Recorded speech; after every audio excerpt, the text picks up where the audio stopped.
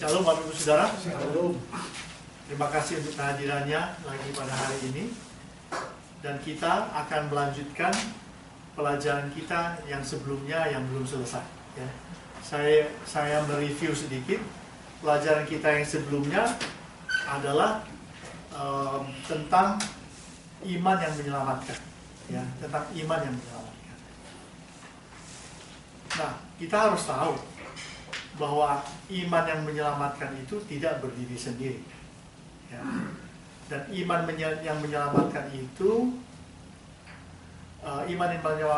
tidak berdiri sendiri, dan iman yang menyelamatkan itu ada hubungannya dengan firman Tuhan, ya. Jadi tidak ada iman yang menyelamatkan itu hanya tiba-tiba muncul begitu, kan enggak? Jadi mesti ada sesuatu yang mengakibatkan iman itu menyelamatkan orang berdosa, ya. Dan di situ kita harus menghubungkan iman yang menyelamatkan itu dengan ajaran yang benar, ya. Jadi iman yang menyelamatkan itu adalah iman yang benar, dan iman yang benar itu ada hubungannya dengan ajaran yang benar, betul kan?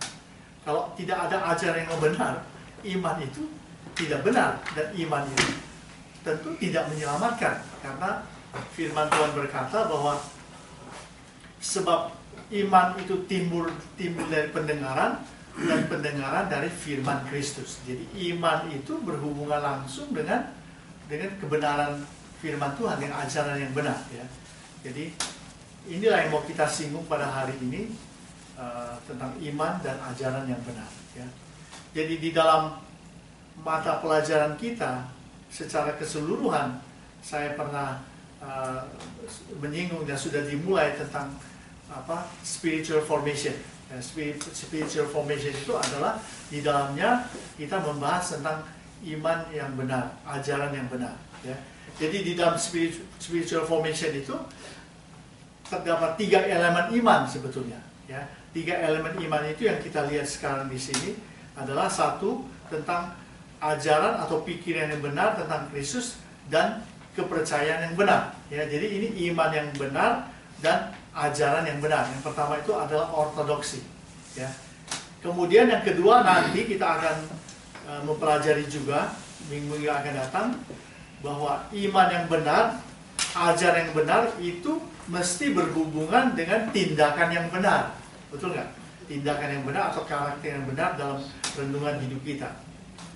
Dan kemudian berhubungan juga dengan perasaan yang benar. Jadi ini tidak bisa dipisahkan. Jadi ada iman yang benar, mesti ada ajaran yang benar. Lalu mesti ada tindakan yang benar, betul? Kalau tindakan yang benar, mesti ada perasaan yang benar terhadap Tuhan, ya, dan terhadap diri pribadi dan sesama. Jadi ini merupakan satu paket yang mau kita pelajari di dalam spiritual formation, ya. Jadi kita masih ada pada bagian nomor 1, ya, ajaran yang benar dan iman yang benar, ya. Nah, apa itu sebetulnya ortodoksi, ya? Seperti yang kita lihat nomor 1, ortodoksi, ya. Ortodoksi itu berasal dari kata bahasa Alkitab dalam bahasa Yunani, yaitu ortos, ya. Mungkin ada orto. Ortos atau orto artinya benar, ya. Ini bahasa apa? Bahasa Yunani, ya. Kemudian doksi itu berasal dari kata doxa. Doxa itu adalah kemuliaan yang bisa diartikan dengan pikiran atau ajaran atau pendapat, ya. Jadi kalau ortodoksi artinya pikiran yang benar atau ajaran yang benar atau kepercayaan, keyakinan yang benar, ya. Jadi ortodoksi merupakan sebuah ajaran agama di dalam kekristenan yang artinya ajaran yang benar atau ajaran yang lama, ajaran yang autentik, dan keyakinan yang benar. Jadi ortodoksi itu adalah berbicara soal iman yang benar dan ajaran yang benar. Nah, sekarang nanti kita akan mengetahui bahwa ajaran yang benar itu sangat menentukan iman yang menyelamatkan. Nah, kalau ajaran yang menyesatkan, imannya itu tidak akan menyelamatkan kita, betul kan? Saya kasih satu contoh, ya, umpamanya di dalam ajaran saksi Jehovah, ya, mereka tidak percaya bahwa Yesus itu adalah Tuhan, ya. Tapi mereka percaya bahwa Yesus itu adalah ciptaan Allah yang tertinggi, yang diambilnya dari kitab Amsal, dan juga ada satu ayat dalam kitab Kolose. Jadi mereka mengatakan bahwa Yesus itu bukan Tuhan, tapi Yesus itu adalah salah satu ciptaan Allah. Nah, kalau kita beriman kepada Yesus, ya kita mengimani Dia bukan Tuhan, berarti itu tidak sesuai dengan kebenaran Alkitab. Berarti itu tidak akan menyelamatkan kita, ya kan? Karena yang bisa menyelamatkan kita itu adalah Yesus yang adalah Tuhan, betul nggak? Kalau Yesus itu bukan Tuhan, ya tidak mungkin Dia mati lalu Dia bangkit kembali dari antara orang mati, betul nggak? Jadi banyak lagi yang lain yang diimani di dalam kepercayaan atau orang-orang saksi Jehovah atau Jehovah Witness yang mengakibatkan imannya itu sendiri tidak menyelamatkan. Apalagi mereka percaya bahwa ada 12 suku Israel yang tertulis di dalam kitab Wahyu itu. Yang 144 orang yang tertulis dalam kitab Wahyu itulah yang diselamatkan. Nah, coba kita bisa bayangkan kalau hanya ada 144.000 orang yang diselamatkan, terus berapa banyak orang yang percaya, yang mengikuti Jehovah Witness itu? Berapa banyak di dalam dunia? Kan jutaan. Jadi yang mencetuskan itu sendiri, berarti dia sendiri kemungkinan besar sudah bahwa dia juga tidak selamat. Terus bagaimana iman? Ya, jadi masih banyak yang lain lagi. Oleh sebab itu iman yang benar itu sangat penting dihubungkan dengan ajaran yang benar. Kalau ajarannya tidak benar, imannya pasti sudah tidak benar dan tidak akan menyelamatkan dia. Nah, di sini ada video klip yang mau saya tayangkan tentang ajaran sebuah gereja yang saudara akan lihat apakah itu dapat menyelamatkan iman seseorang yang percaya kepada pengajarannya. Ya.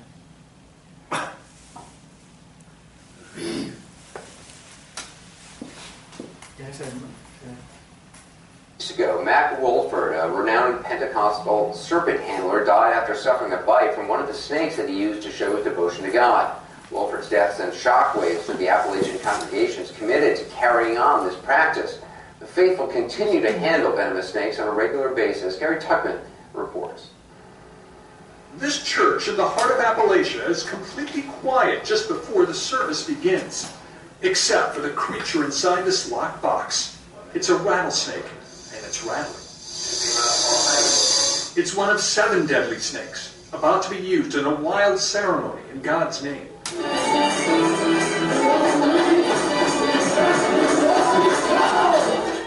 This is Pastor Andrew Hamlin. He's a 21-year-old serpent-handling pastor at the Tabernacle Church of God in La Folla, Tennessee. He, his wife, and the rest of his congregation practice Christianity much differently than almost all other Christians, using venomous snakes as part of their service. Why? They point to the New Testament, the Gospel of Mark, chapter 16, verse 18. It's stated in part, "They shall take up serpents." Believers like Pastor Hamlin say when God anoints them, they have an obligation to do this, and that God will protect them. And even if they are bitten, their belief is God will heal them. No doctors necessary. If it looks dangerous, that's because it is. It's also illegal in the state of Tennessee. But that only strengthens the pastor's conviction. Snake handling in churches is a tradition in decline, but Hamlin wants that to change. It's against the law to have snakes in a church in Tennessee. Does that concern you? No, sir, it don't. Now, if someone was to get bitten and die, I know the authorities would come in on us and probably shut us down. But that's why I stress so much to my people to, make sure. But now, if it's their appointed time to die, there's nothing I can do to prevent it. This is not a con game. These snakes are poisonous. They can't kill, and they do kill. Just a few weeks ago, the pastor of this church in the remote West Virginia town of Matoka was bitten by one of his rattlesnakes during a service. Pastor Mac Wolford initially refused medical care, but if he got seriously ill, he gave his permission to go to a hospital. But it was too late. He died the same day. The pastor's father died the same way 3 decades earlier. Pastor Wolford died 2 days after his 44th birthday. Outsiders were not invited to the funeral. But perhaps it's not surprising that the funeral home tells us snakes were part of the graveside ceremony. Any given time, I mean, it could turn around and bite me, but like I said, the Lord, if He'll let it bite or He won't let it bite, He'll let it hurt or He won't let it hurt. You know, it's all up to God. Roy Lee Christian Jr. is the assistant pastor at another church in West Virginia, the Church of the Lord Jesus in the town of Jolo. He was at the service where his friend, Pastor Wolford, was fatally bitten. He's shocked and saddened, but his faith remains the same. It says, they shall take up serpents. That doesn't mean you have to, does it? Is that your interpretation that you must take up serpents? Well, if you believe the Word of God strong enough and you really believe it, and the Lord moves on you, you'll do it. Back in Tennessee, the 21-year-old pastor says he's been bitten 4 times in 2 years. He says he almost died after the first bite, and says he's prepared to lose his life from a snake bite if God determines that's how he should go. I realize that, and then I've thought about it. I've really thought about it, but that's why it pays to be ready spiritually. Another verse from the New Testament states that faith quenched the violence of fire. So that's why this test of faith happens in many of these services. This is called handling fire. People burning their hands, arms, and other body parts with flames shooting out of bottles. Are you ever worried that seeing people burn themselves in the stakes will frighten your children? No, not really. How come? When God's in it, they ain't no harm in it. This woman had been crying during much of the service, the pastor saying she had been going through some emotional difficulties. She then took to the altar, grabbing a rattlesnake and shaking it with abandon, almost daring the serpent to sink its teeth into her skin. To us, it looked like she had no idea about the personal risk. Pastor Hamlin, though, claims God had anointed her to handle this deadly serpent. I'll stand before Christ Jesus, and I'll be judged according to my works on this earth. The people we talked to at this church know what happened to Pastor Wolford in West Virginia. But that risk won't stop them from coming back to this church, looking for salvation in ways both unusual and illegal. Gary Tuckman, CNN, La Folla, Tennessee.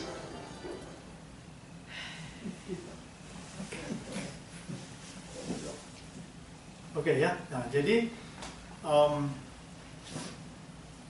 gerakan ajaran yang kita baru nonton ini sebetulnya di Amerika diperkirakan ada 200 sampai 300 kelompok yang seperti itu yang memang tidak dicatat di dalam daftar gereja-gereja di Amerika. Ya. Jadi minggu lalu saya baru membaca di Yahoo bahwa salah satu pendeta yang kita nonton tadi baru mati juga, dipagut oleh ular, lalu menolak untuk dibawa ke rumah sakit, akhirnya dia meninggal. Salah satunya, bukan anak muda itu tadi. Anak muda itu tadi, itu ayahnya sudah mati karena dipagut oleh ular. Kalau nggak salah, 15 tahun yang lalu. Dan kemudian ini lalu dilanjutkan oleh anaknya itu kan yang tadi yang masih muda, yang Pastor Ramli itu. Tetapi ada satu pendeta lagi yang snake handler itu baru meninggal. Beberapa hari yang lalu atau minggu lalu saya baca di Yahoo. Jadi dipagut oleh ular berbisa, lalu tidak mau dibawa ke rumah sakit, lalu dia meninggal. Ya, jadi nah sekarang apa yang mereka lakukan itu sebetulnya juga menggunakan ayat-ayat firman Tuhan dari Markus 16 ayat 16 sampai 19 sampai 20 yang tentang bahwa engkau akan memegang ular dan sekalipun minum racun maut dan engkau tidak akan mendapat celaka. Jadi itu yang dipraktekkan. Lalu yang pegang api itu, yang main api itu adalah menggunakan salah satu ayat juga, ya kan? Bahwa apabila engkau berjalan melalui api, engkau tidak akan dihanguskan. Nah sekarang itu mereka adalah orang-orang yang menggunakan ayat-ayat firman Tuhan. Ngerti nggak? Oleh sebab itu, maka apakah itu ajaran yang benar atau tidak, kan begitu. Nah saya kan itu pakai ayat-ayat firman Tuhan juga. Ya, kebanyakan ajaran-ajaran sesat di dalam tubuh kekristenan yang muncul saat ini juga menggunakan ayat-ayat Alkitab. Jadi kalau orang itu tidak memahami apakah itu ajaran yang benar atau tidak, bagaimana apakah penafsirannya itu benar atau tidak, maka orang kan akan dengan mudah mengikut ajaran tersebut. Apalagi di zaman sekarang ini, ya, khususnya memang kita harus mengawasi generasi kedua, ketiga, anak-anak kita yang sekarang menyanjak dewasa, yang mereka itu boleh dibilang masih terlalu dini, terlalu muda untuk mengetahui kebenaran firman Tuhan. Jadi kalau mereka itu tidak diajarkan dengan betul, maka mereka bisa aja menerima dengan mudah, pokoknya lah itu kan ajaran dari Alkitab. Betul kan? Semua orang selalu mengatakan bahwa ajarannya itu benar karena ajarannya itu dari Alkitab. Itu ditusahkan, kita ikut saja begitu. Ngerti nggak? Saya dulu sekali waktu saya masih di Jakarta tahun 80-an ada melayani menginjil orang, melayani orang, dan ada salah satu pemuda yang saya layani itu dia juga mempraktekkan ajaran firman Tuhan, ya kan? Boleh dari kitab Kisah Para Rasul pasal 2, ya kan? Ini orang baru sebenarnya, tapi kemudian dia menjadi sesat. Jadi dia bilang, di hari Pentakosta ini kita menanti pencurahan Roh Kudus. Jadi dia tunggu betul. Jadi selama 40 hari ya mereka menantikan pencurahan Roh Kudus. Jadi dia juga ingat, kalau nggak salah, puasanya Musa 40 hari 40 malam. Yesus juga berpuasa 40 hari 40 malam. Jadi dia puasa juga. Dia sambil puasa tidak makan, lalu kemudian menunggu pencurahan Roh Kudus. Jadi akhirnya ya dia mengalami sesuatu yang berbahaya karena puasa 40 hari 40 malam, tetapi dengan pemahaman yang salah dari Alkitab, akhirnya dia mengalami sesuatu yang berbahaya begitu. Jadi di dalam hidup kita sebagai orang Kristen juga seperti itu. Jadi tidak semua orang mengatakan bahwa ajarannya itu dari Alkitab itu benar, ya kan? Alkitab benar, firman Tuhan di dalam Alkitab itu tidak ada yang salah, ya kan? Yang salah ada mungkin manusia yang menulisnya itu yang salah, betul nggak? Yang menerjemahkan salah, ya kan? Tetapi apakah orang mengajarkan ajaran itu dengan tafsirannya itu bisa itu sesuai dengan apa kata Alkitab? Jadi semua itu harus dibalik, betul kan? Seperti Martin Luther selalu mengatakan, apakah Alkitab mengatakan demikian? Does the Bible say so? Ya. Nah, ada lagi yang lain, saya mau tunjukin lagi. Ya.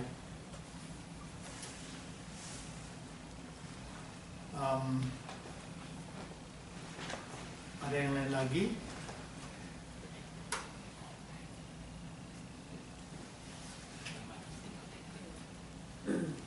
Rame-rame minum cyanida di Johannesburg. Apa lagi ada? Berita yang gitu katanya belum surga. Iya sih, Teddy waktu semua.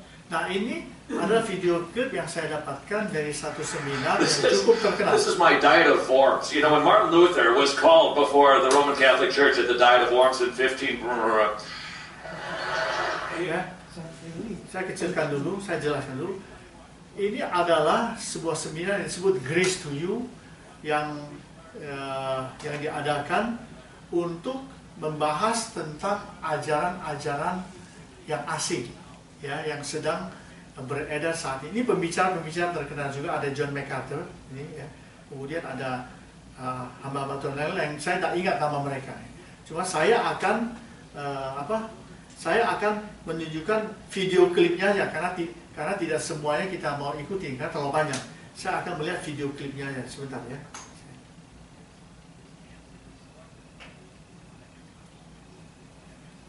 Ini nggak kelihatan gambarnya ya.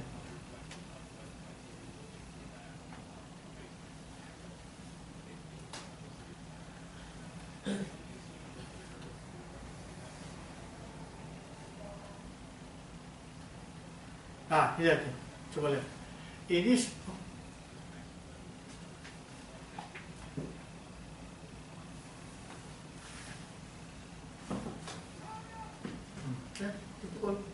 Ya. Nah, ini fenomena mereka. Dia buka baju dia lari.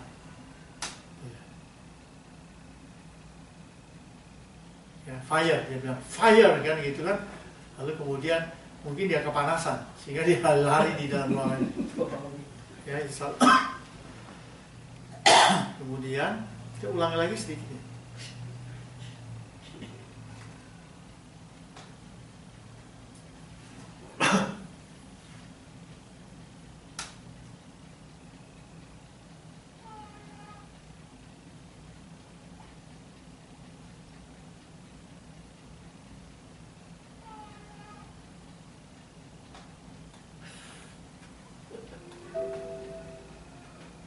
Pick him up.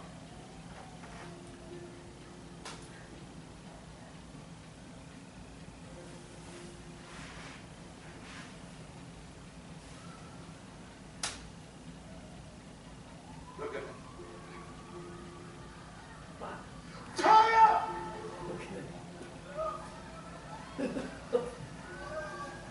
Pintar acting.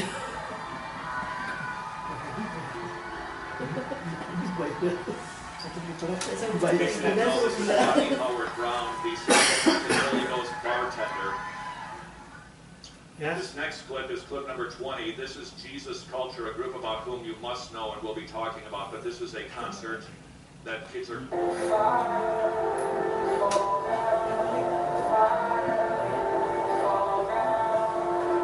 Coba dengar kata-kata di dalam lagunya ya.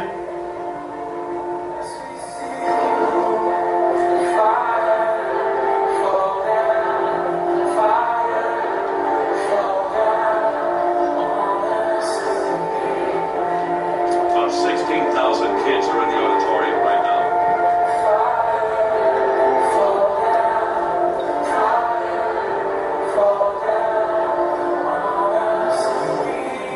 All right. Nah, Now that song, by the way, goes on for nah 7. jadi yang kedua ini, yang tadi yang Howard apa ada nama saya tidak jelas namanya, Rodney itu, jadi dia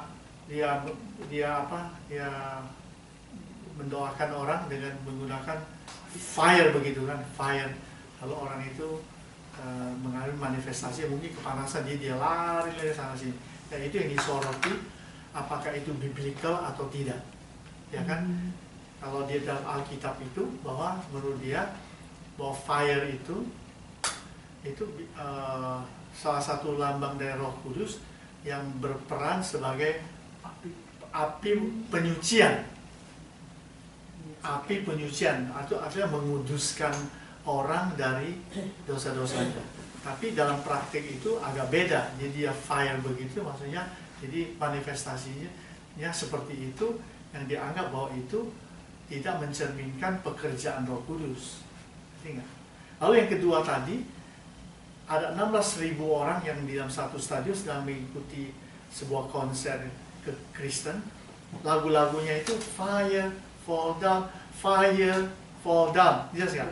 Jadi itu dipertanyakan. Jadi ngerti nggak? Fire, fall down itu apa maksudnya? Ya, kalau fire fall down itu fire Roh Kudus itu membakar, menyucikan, maksudnya menyucikan dosa. Tapi, nah, ya, jadi itu terus ada lagi nanti. Jadi dia menjelaskan terus ada lagi. Ini nggak kelihatan dia punya gambarnya, biasanya di klik bawah ini kelihatan gambarnya.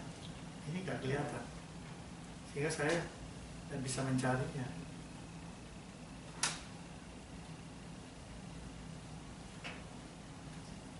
Nah, ini ya.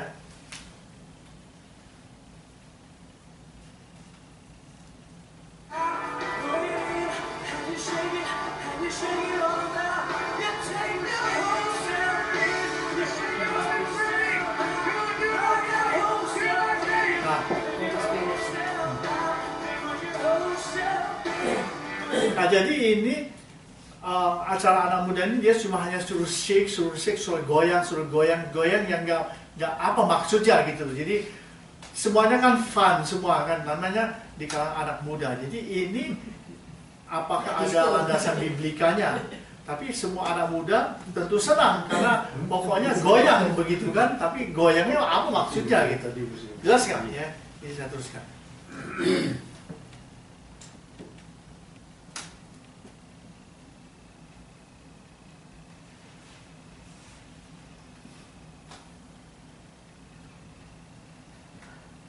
Ada yang lain yang lebih penting yang mau saya tunjukkan ini. Nggak bisa.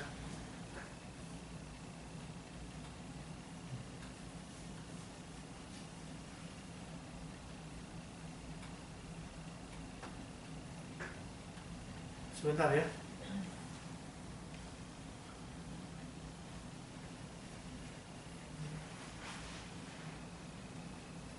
Afterwards. Oh, Jesus. Oh, dear Jesus. Oh, Lord. Oing, oing.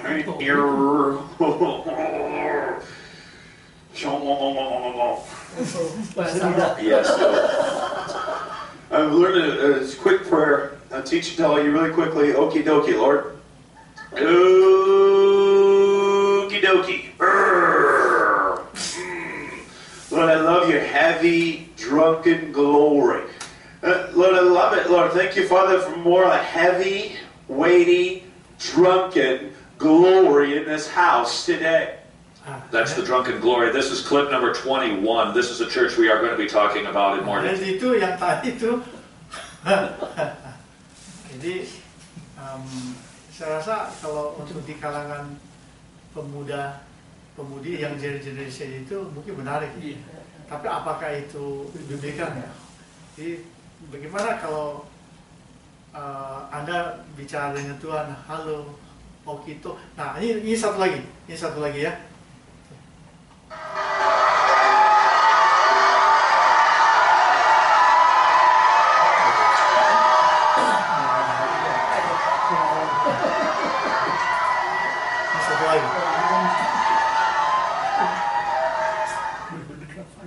That's it. You've just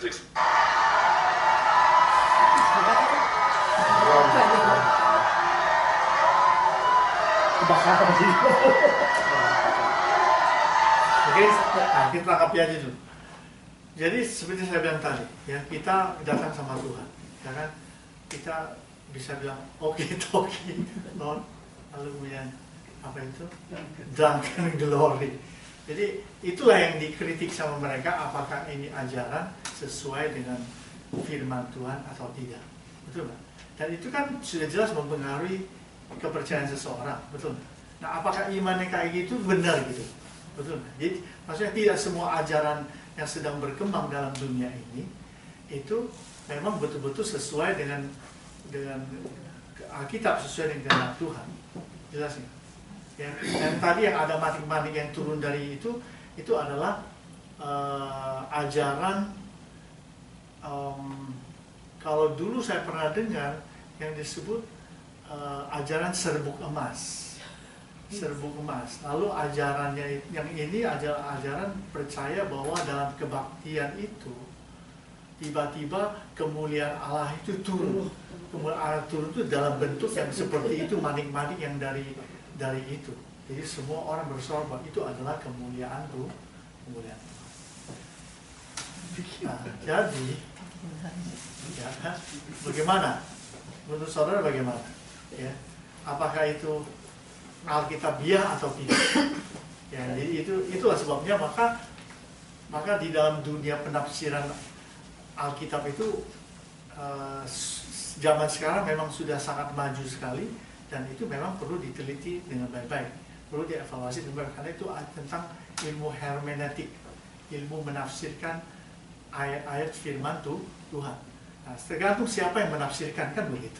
Ya kan, kalau ada orang yang sekolah Alkitab punya landasan teologi yang cukup, lalu dia bisa menafsirkan Alkitab sesuai dengan apa kata Alkitab.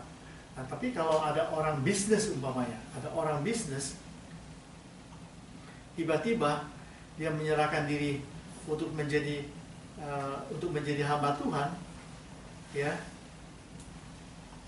dan dia tidak punya dia tidak mempunyai latar belakang pendidikan seminari, maka dia tentunya cenderung akan menafsirkan firman Tuhan itu dari kacamata bisnisnya, dari paradigma bisnisnya itu.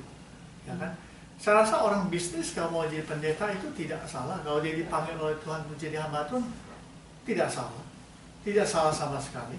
Ya kan di Alkitab kan diceritakan ada orang-orang yang dipanggil itu seperti Lukas, dia seorang dokter. Betul kan? Dan lain-lain. Tapi apakah orang itu betul-betul paradigmanya sudah diubah oleh Tuhan atau belum? Sudah mengalami transformasi atau belum? Kalau enggak, kalau dia bisnis ya dia akan menafsirkan ayat firman Tuhan orientasinya kepada bisnis, kepada keuntungan, kepada materi, ya kan? Nah, gitu. Ya. Jadi itulah saudara, makanya penting sekali. Nah, kemudian tentang kemuliaan Tuhan, apakah kemuliaan Tuhan itu turun di tengah-tengah umat itu dalam wujud seperti manik-manik begitu, ya kan? Kalau nggak salah beberapa tahun yang lalu ada gereja di California ini juga ada hamba Tuhan yang percaya tentang yang ajaran kalau gigi berlobang itu begitu didoakan tiba-tiba giginya itu gigi berlobang itu timbul emas, ya. Jadi ada gigi emas.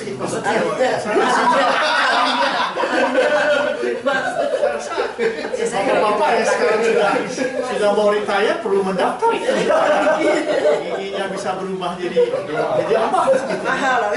Itu menarik ya, menarik. Dan itu diyakini bahwa itu terjadi. Nah, sekarang bagaimana? Ya, apakah itu Alkitabiah atau tidak?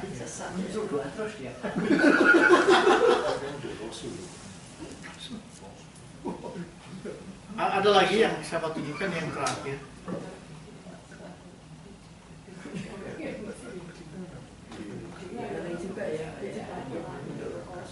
Ya di zaman akhir itu memang begitu. Semua ajaran-ajaran yang baru, ajaran-ajaran aneh itu akan muncul. Dan menarik ya Pak ya. Dan itu sangat menarik. Ya, khususnya di kalangan orang-orang Kristen yang baru, ya, yang tidak memiliki landasan yang kuat, nah itu akan mudah terpengaruh. Apalagi sekarang di zaman sekarang banyak orang-orang Kristen ingin hal-hal yang baru. Kan hal-hal baru kan tidak membosankan, tidak tradisional. Kalau gereja kan dianggap wah ini kita ngantuk, kita tidur kan begitu. Dan itu memang faktanya betul nggak? Maka sebelum ke gereja mesti ada juga mengadakan perubahan-perubahan, tetapi memang tidak bisa perubahan itu justru bertentangan dengan apa kata firman Tuhan. Ada satu lagi. Ini bukan ini. Nah, ini hampir mirip dengan yang tadi.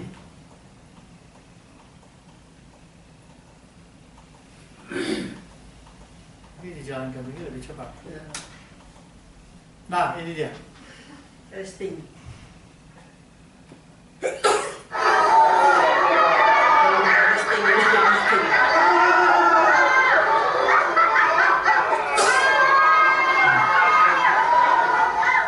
Nah, ya, gitu ya. Okay. I want to explain more about having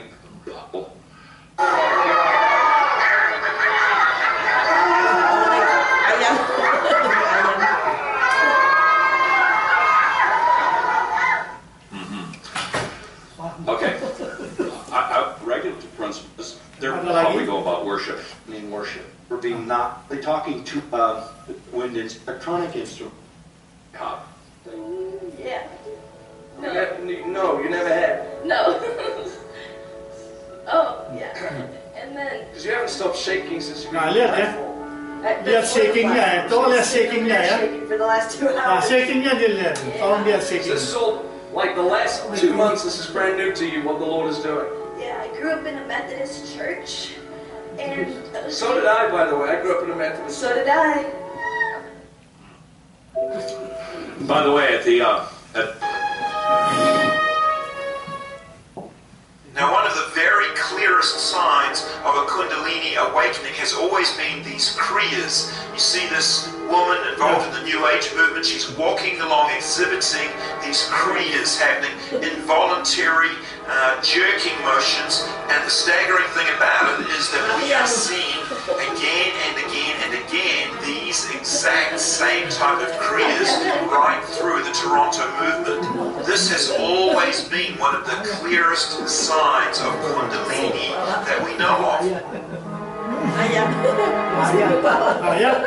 And then he shows the Kundalini cult in India doing the exact same thing. There's a whole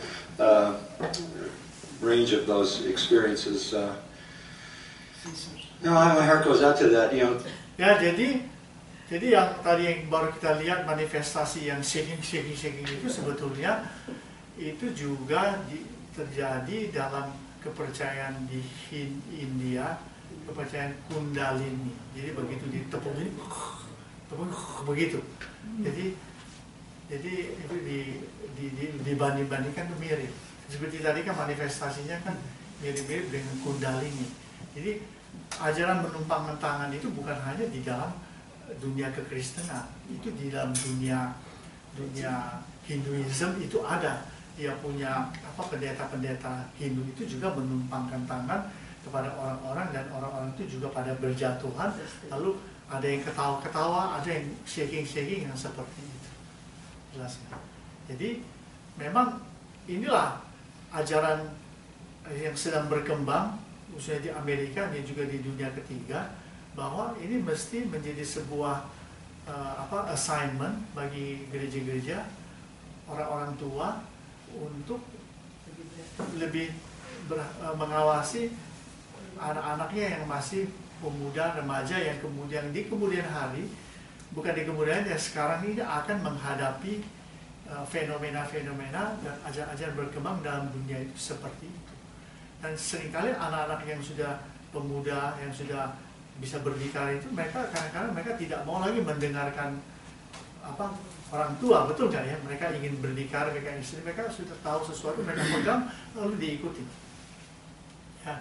Dan ajaran-ajaran itu memang ajaran-ajaran yang nampaknya baru, yang juga menggunakan ayat-ayat dari Alkitab. Ya. Nah, inilah maksudnya. Itu sebabnya memang ajaran yang benar itu memang perlu kita pelajari. Ya. Kita akan kembali ke bagian ini. Jadi di sini saya ingin menunjukkan bahwa ortodoksi itu berbicara soal iman yang benar dan ada hubungan dengan ajaran yang benar. Apa kata Alkitab tentang ajaran yang benar, ajaran Kristus? Apa kata Alkitab? Ajaran yang benar atau ajaran Kristus, Alkitab mengatakan atau menyebutnya sebagai ajaran yang sehat, healthy teaching. Ya. Hygienosa didaskalia. Kan ada kata higienis ya. Higienis itu apa? Hygiene itu berasal dari bahasa Yunani. Hygiene itu artinya sehat. Lalu didaktik itu adalah pengajaran. 1 Timotius 4 ayat 6. Bahwa Paulus mengatakan kepada Timotius supaya dia berpegang kepada ajaran yang sehat. Nah, sekarang ya, ini istilah yang bagus sekali yang digunakan oleh Rasul Paulus. Sudah ketemu, ada ibu yang sudah ketemu ayat ini, tolong dibacakan aja. Satu aja yang 1 Timotius 4 ayat 6. Dengan selalu mengingatkan hal-hal itu kepada saudara-saudara kita, engkau akan menjadi seorang pelayan Kristus Yesus yang baik, terdidik dalam soal-soal pokok iman kita dan dalam ajaran sehat yang telah kau ikuti selama ini. Ya, ajaran sehat yang telah kau ikuti selama ini. Sekarang ya, saya membaca istilah yang digunakan oleh Paulus ini, higieinosa didaskalia ini agak unik ya. Dia sebagai seorang rasul dengan hikmat inspirasi Roh Kudus, dia menyampaikan kepada Timotius yang masih muda ini tentang ajaran yang kalau ditekankan oleh Paulus ini tidak mengandung unsur-unsur radikalisme yang ekstrim, yang radikal. Makanya dia mengatakan ajaran yang sehat. Betul nggak? Bukan ajaran yang hebat, bukan ajaran yang luar biasa, bukan ajaran yang artinya spektakuler, bukan, tapi dia mengatakan ajaran yang sehat. Contoh seperti makanan. Makanan itu walaupun makanannya enak, tapi kan belum tentu sehat. Betul kan? Yuk makan terus di restoran itu makanannya enak, tapi apakah itu sehat? Jadi yang ditekankan itu ajarannya sehat. Jadi ajaran firman Tuhan yang kita terima itu mesti membuat kita sehat, bukan membuat kita berlebih-lebihan kita punya iman atau membuat kita jadi manusia spektakuler. Betul nggak? Ya, kalau yang seperti yang kita nontonkan tadi itu, coba saudara bayangkan, semua orang ingin menjadi, bukan semua orang, banyak orang ingin menjadi orang hebat, orang spektakuler, orang beragama yang luar biasa, kan begitu kan?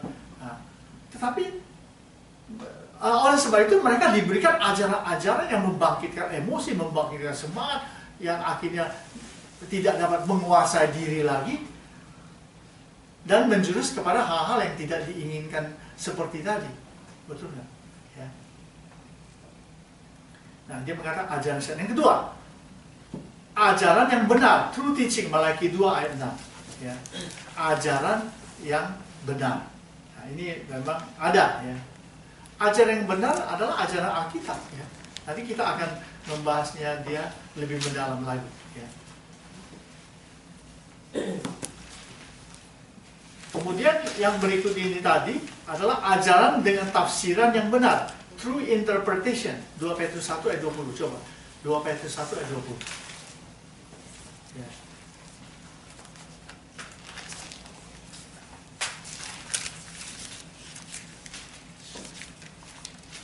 Dua Petrus 1 ayat 20. Silakan dibaca. Yang pertama harus kamu ketahui ialah bahwa nubuat-nubuat dalam kitab suci tidak boleh ditafsirkan menurut kehendak sendiri. Tidak boleh ditafsirkan menurut kehendak sendiri. Nah, itu sebenarnya perlu teacher, perlu seorang yang mengerti ajaran firman Tuhan, seorang yang memang memiliki pendidikan background seminari. Ya, kita juga tidak mengatakan orang yang di luar lulusan seminari itu bisa mengajar yang benar. Kita juga percaya, kita juga mengatakan itu pokoknya tidak boleh hanya orang seminari saja boleh mengajar. Itu juga tidak betul, karena ada orang banyak hamba Tuhan, anak-anak Tuhan yang di luar pendidikan seminari, tapi mereka belajar, mereka dapat memberikan pengajaran dan tafsiran yang benar, ya. Ajaran dengan tafsiran yang benar. Ini penting sekali. Nah, sekarang firman Tuhan itu, ayat firman Tuhan itu, memahaminya itu harus tahu konteksnya. Maksudnya ada ayat firman Tuhan itu bersifat sifat-sifatnya seperti sifatnya simbol, betul ya kan? Ada sifatnya eskatologis, betul kan? Ada sifatnya doktrinal dan macam-macam. Oleh sebab itu berdasarkan sifat-sifat itulah maka kita harus menafsirkan ayat-ayat itu dari konteksnya itu. Kalau itu sifatnya eskatologis, berarti ini berbicara soal hal-hal yang akan datang. Nah, berarti fokusnya kepada yang belum terjadi, betul nggak? Kalau simbol-simbol, berarti itu harus dimengerti itu sebagai simbol, betul kan? Contohnya anak domba Allah, anak domba Allah. Yesus adalah anak domba Allah. Itu kan sebuah istilah yang digunakan untuk menuju kepada Kristus adalah simbol, kan? Bukan benar-benaran. Oh ya, Yesus adalah anak domba Allah. Wah, jadi konotasi atau pemikiran orang memahami, kok itu hewan ya? Itu kan hewan, anak domba Allah atau anak domba Allah, apalagi banyak sekali. Jadi ini harus dimengerti, harus ditafsirkan secara benar sesuai dengan simbolnya. Itu simbol, itu simbol, ya kan? Nah, pada suatu kali ini ada cerita di daerah Amazon. Misionari datang melayani di sana. Lalu dia mulai mengkhotbahkan tentang pertobatan, tentang dosa dan lahir baru. Lalu dia mengatakan begini, sekalipun dosamu merah seperti kirmizi, akan menjadi putih seperti salju. Nah, orang Amazon kebingung-bingungan, apa itu seperti salju? Karena di daerah sana tidak pernah turun salju. Salju itu kan warnanya putih. Maksudnya misionari ini Alkitab mengatakan putih seperti salju itu adalah lambang kebersihan, kesucian. Dosamu itu merah, hitam, gelap, kotor, lalu dengan darah Yesus dia jadi putih seperti salju, jadi dia bersih. Itu. Nah, kemudian disampaikan lagi tentang anak domba Allah yang dapat menghapus dosa kalian. Bingung apa ya domba ya? Nah, di sana tidak ada domba. Ngerti nggak? Terus apa yang dilakukan oleh misionari? Dia pikir, lalu dia bilang begini, sekalipun dosamu merah seperti kirmizi, akan menjadi putih seperti yuka. Ini, yuka itu adalah ubi kayu. Karena di sana ada ubi kayu. Kan lihat, kalau kita beli yuka, ubi kayu, kita buka kulitnya putih kan? Putih sekali kan? Nah orang tuh, oh putih maksudnya bersih. Nah sekarang anak domba Allah. Itu gimana? Domba nggak ada di situ. Lalu dia pikir, gini aja. Maka anak babi Allah dapat menjadi. Jadi ya, ngerti maksud saya? Walaupun itu kemungkinan tidak betul, ya kan? Tetapi kita harus tahu yang disebut anak domba Allah, the Lamb of God, ya, itu adalah menunjuk kepada Tuhan Yesus. Tuhan Yesus bukan hewan, karena ini memang merefleksi kepada korban-korban di dalam perjanjian lama yang selalu menggunakan domba, sapi, dan lain-lain. Jelas nggak maksudnya? Jelas kan? Oh, kalau begitu, di zaman ini, ya, kalau apabila pemberita Injil, mereka yang membawakan firman Tuhan kepada kalangan orang-orang Kristen, khususnya di kalangan generasi ketiga, kedua, tempat yang masih muda-muda itu, kalau mereka tidak menggunakan cara penyampaian atau menggunakan kata-kata yang betul, ataupun memahami ayat-ayat firman Tuhan dalam konteksnya, dalam sifat-sifatnya, maka dia akan menyampaikan kepada publik itu akan salah nangkap. Pendengar itu nggak akan salah nangkap, betul nggak? Nah sekarang di tengah-tengah orang suku itu mengatakan Yesus anak domba Allah yang menghapus dosa-dosa, kebingungan apa ya? Nah sekarang kebanyakan orang hanya menerima saja toh. Seringkali, wah ini ajaran baru dan bagus ajarannya, lalu kemudian langsung dia terdiam, akhirnya dia tersesat. Nanti ada kalangan berpikir, oh ya, kalau gitu Yesus itu adalah hewan ya, jelas nggak? Dan bisa mengalahkan orang itu menyembah kepada hewan, kepada binatang, jelas nggak? Jadi ajaran dengan tafsiran yang benar ini penting sekali. Makanya Petrus sudah memperingatkan bahwa nubuat itu tidak boleh ditafsirkan menurut keinginan manusia. Itu hanya roh Tuhan yang bisa memberikan pengertiannya itu, dan itu mesti melewati belajar, ya kan, pendidikan seminari dan lain-lain. Bukan saya mengatakan orang pendidikan seminari tidak bisa mengajar, bukan, itu salah. Next, ajaran yang seimbang, balance teaching, Mazmur 119 ayat 60. Ya. Nah, ini juga penting. Coba kalau sudah ketemu dibacakan aja supaya saya bisa mengikuti sedikit. Mazmur 119 ayat 66. Ajarkanlah kepadaku kebijaksanaan dan pengetahuan yang baik, sebab aku percaya kepada perintah-perintahmu. Ya, ajarkanlah aku kebijaksanaan ya. Dan pengetahuan yang baik. Dan pengetahuan. Ajarkanlah aku firman Tuhan dengan kebijaksanaan dan pengetahuan yang baik. Nah, ini ajaran Alkitab juga masih seimbang. Ya, kecenderungan di zaman akhir ini, zaman sekarang ini, para pengajar-pengajar Alkitab, para pengkhotbah yang populer, yang terkenal, itu cenderung menekankan satu ayat firman Tuhan, tetapi mengabaikan yang lain. Umpamanya, ya, ajaran tentang pencurahan Roh Kudus. Ya. Yang ditekankan itu adalah kalau dipenuhi Roh Kudus, lalu berbahasa roh, kemudian mujizat terjadi, mendapatkan berbagai penglihatan dan enso, lalu kemudian seperti manifestasi Roh Tuhan yang kita lihat di dalam video klip itu tadi, betul nggak? Jadi itu saja yang ditekankan, betul nggak? Sehingga ayat-ayat yang lain yang sebetulnya juga harus diajarkan, jadi dilupakan. Nah, membuat seseorang itu menjadi orang yang fanatik, orang yang ekstrim, pikirannya hanya seperti itu. Betul nggak?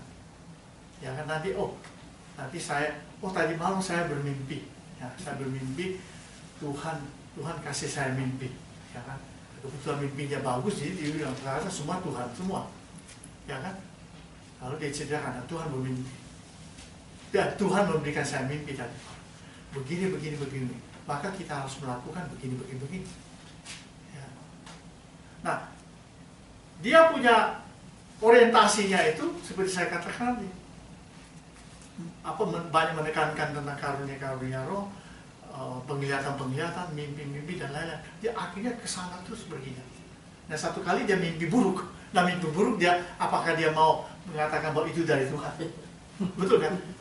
Makanya ini yang repotnya. Kalau kita merasa bahwa kita yakin bahwa mimpi itu dari Tuhan, kita percaya, konsekuensinya setiap mimpi itu Anda harus percaya, kan begitu? Kan cenderungnya begitu kan? Apalagi kalau mimpi itu terjadi. Berarti lain kali, bagaimana kalau setan kasih kita mimpi?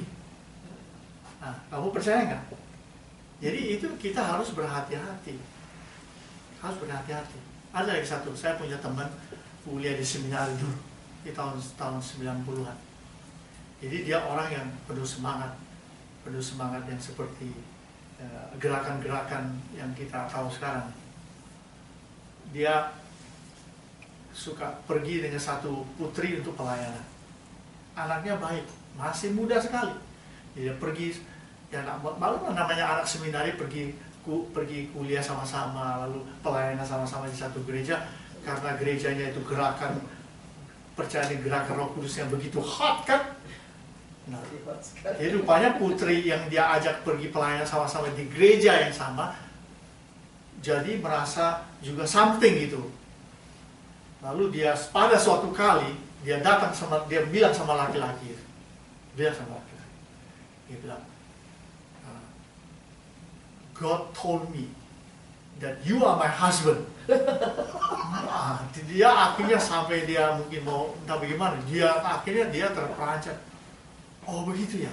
Nah sekarang susah untuk mengelak kalau Tuhan yang ngomong. Gimana? Oh beneran. God told me last night that you are going to be my husband, katanya. Sampai mau pucat dia, mau pingsan.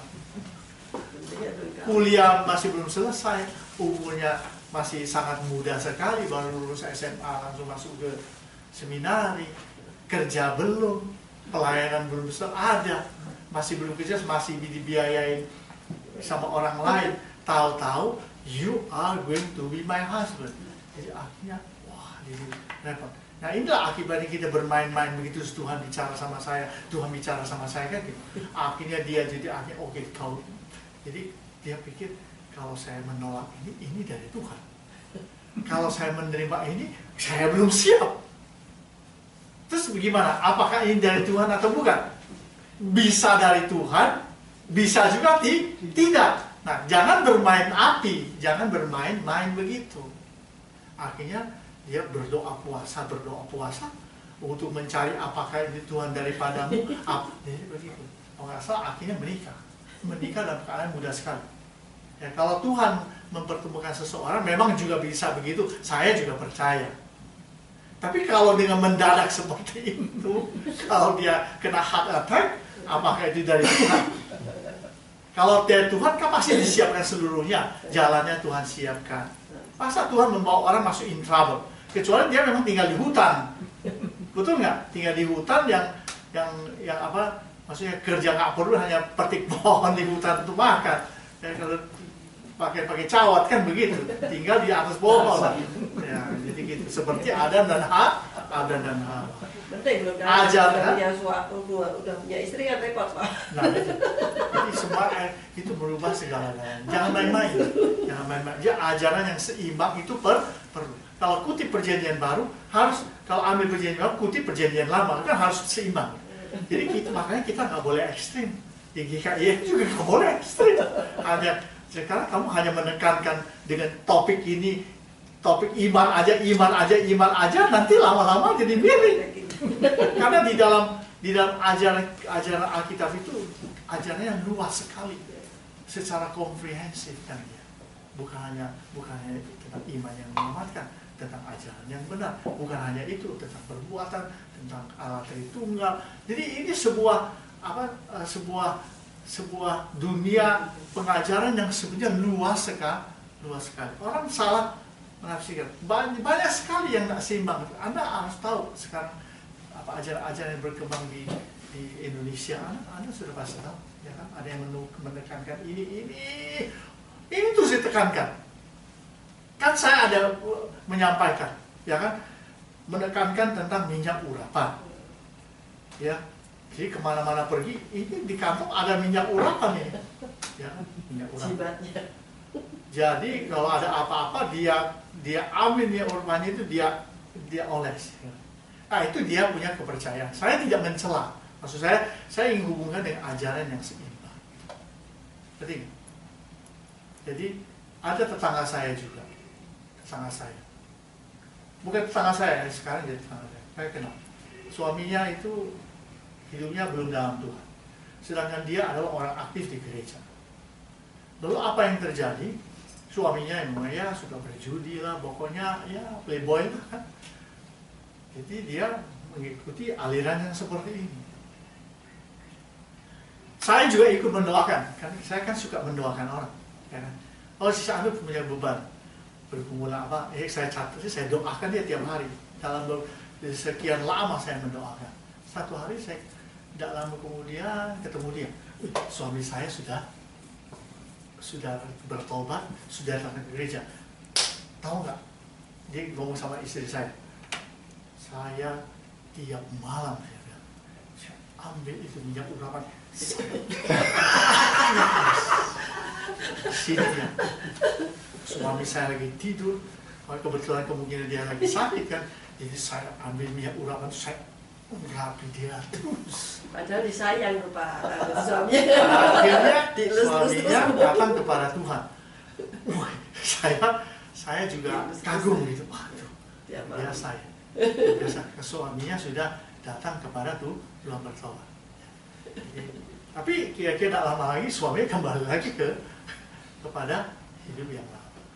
Jadi itulah.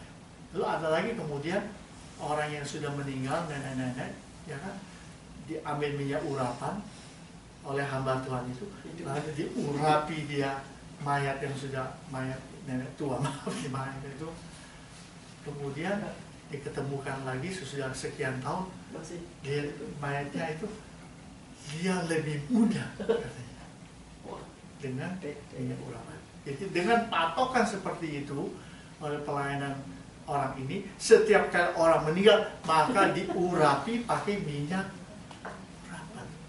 Nah, sekarang apa manfaatnya orang yang sudah meninggal dikasih minyak urapan lalu dia bertambah muda? Kan mayat. Ngerti nggak? Jadi ya ini sekarang kita bagaimana kita ingin kita memikirkan gitu. Zaman sekarang ini, memang betul-betul zaman edan. Udah pokoknya ajaran kekristenan itu kalau yang dirusak memang rusak betul. Memang betul-betul rusak. Bukan itulah, masih banyak lagi yang lain. Masih banyak yang lain dan kita sebenarnya tidak tahu. Ya kan, nanti kita kalau sudah dipanggil itu hanya kita punya anak cucu inilah yang akan menghadapi semuanya. Kalau kita ngerti lah. Betul kan? Ajaran yang seimbang. Jangan ditekankan.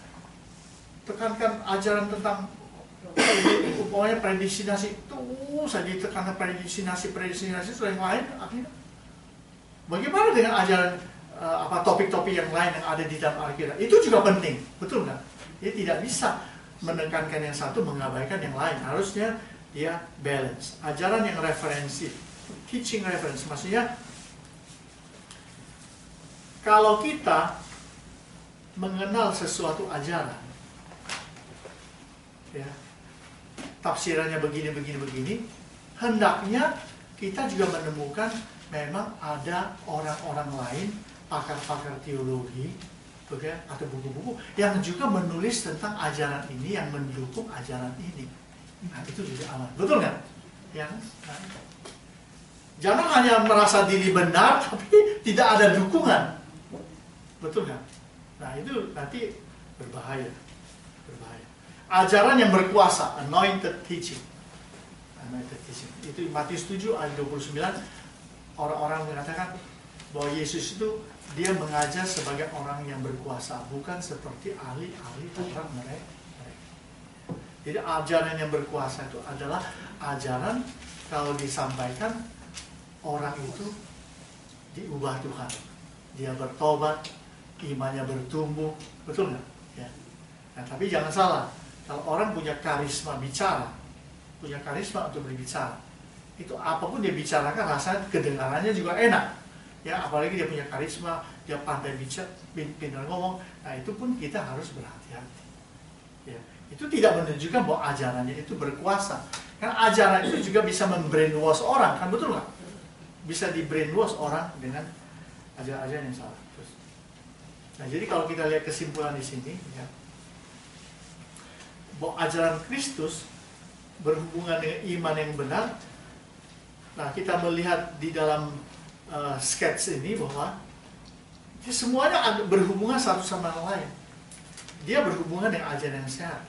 Ajarannya mesti seimbang. Ajaran yang benar. Ajaran yang ada dukungannya. Ajaran yang berkuasa. Ajaran dengan tafsiran yang benar. Jadi ini merupakan sebuah pedoman yang bisa kita yakin. Ya. 2 Timotius 1 ayat 13. Peganglah segala sesuatu yang telah engkau dengar daripadaku sebagai contoh ajaran yang sehat, dan lakukanlah itu dalam iman dan kasih. Ya. Jadi ajaran yang sehat dilakukan dalam iman dan kasih dalam Kristus Yesus. Bagi orang cabul dan pemburi, bagi penjurik, dusta dan lain-lain, dan seterusnya, segala sesuatu yang bertentangan dengan ajaran sehat. Dua istilah ajaran sehat ini yang sangat penting. Sangat penting sekali bagi kita.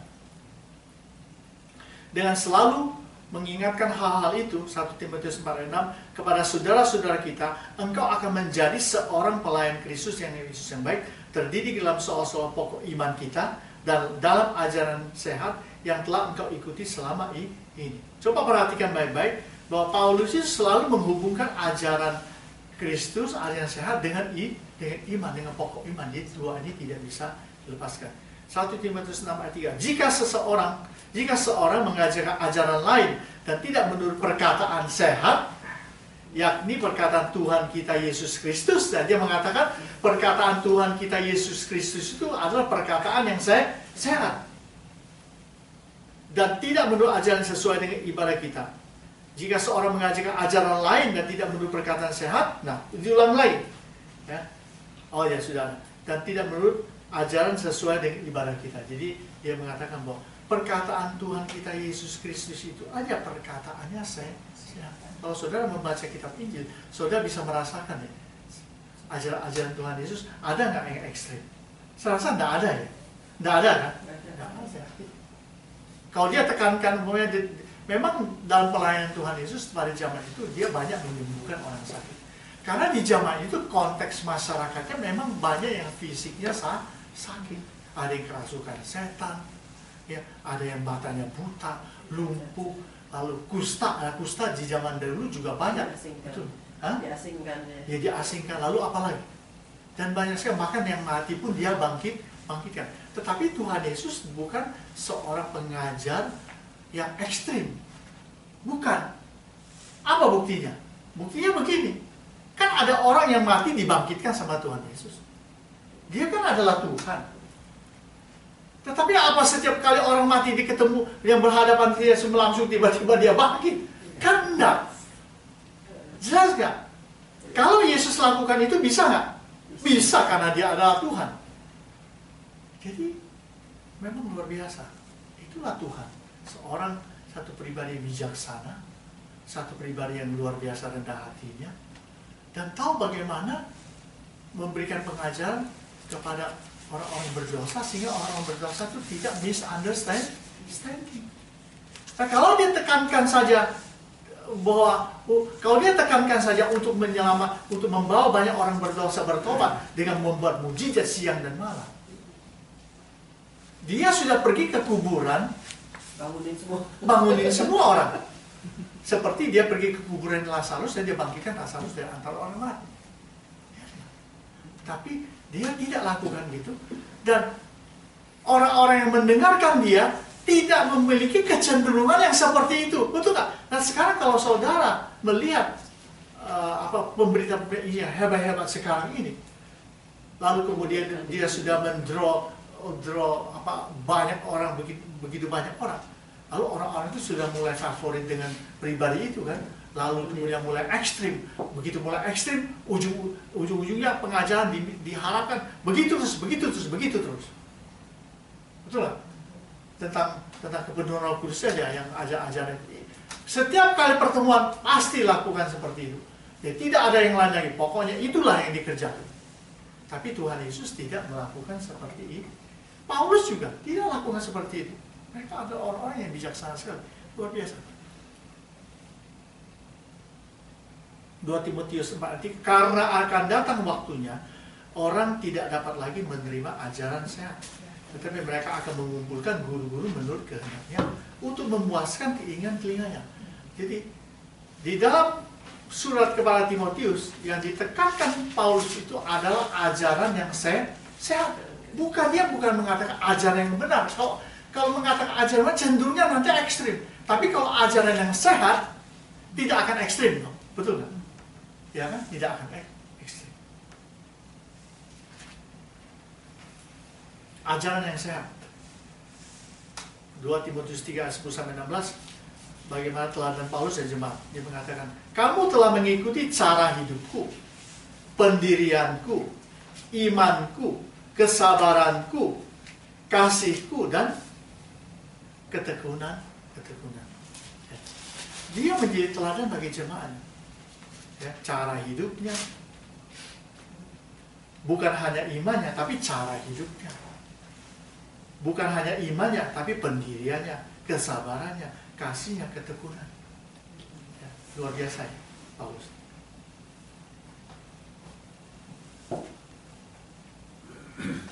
Manfaat ajaran yang sehat. Jadi saya mau mengarahkan bahwa iman yang benar itu berhubungan erat, tidak bisa dilepaskan dengan ajaran yang benar.